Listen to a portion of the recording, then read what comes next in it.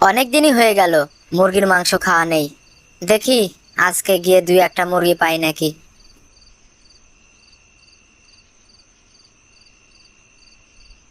আজকে ফিরতে অনেক দেরি হয়ে গেল, তাড়াতাড়ি পা চালিয়ে যাই।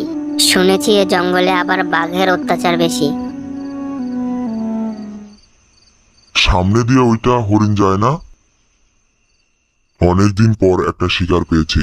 আজকে মনে হয় ভাব হয়ে যায়। আজকে একে শিকার করতেই হবে, যেভাবেই হোক। ওইটা বাঘ না? হরিণকে ধরার জন্য প্রস্তুতি নিচ্ছে। যাই, আজকে বাঘের সাথে মিল দিয়ে হরিণের মাংস খাবো।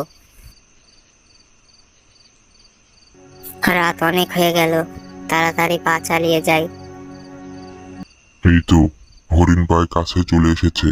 আজকে যেভাবেই হোক হরিণকে শিকার করতেই হবে। এই তো বাঘ হরিণকে ধরে ফেলেছে, এবার আমি ওইখানে যাই।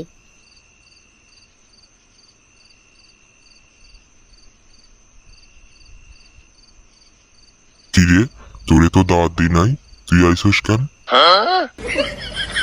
আসলে হয়েছে কি বাঘ মামা, এই দাঁড়া দাঁড়া, তোর কথা বলার ধরন এমন লাগছে কেন?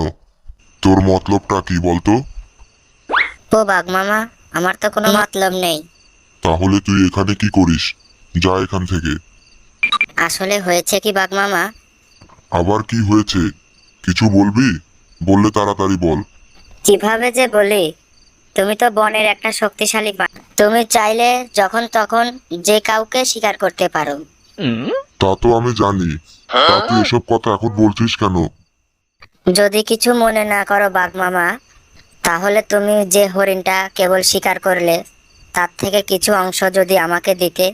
ও আচ্ছা, এবার বুঝতে পারছি তুই কি বলতে চাচ্ছ। কিন্তু আমার একটা শর্ত আছে। ঠিক আছে বাঘ মামা, আমি তোমার সকল শর্তে রাজি। তাহলে চল, আজ দুজন মিলে একসাথে হরিণের মাংস খাবো।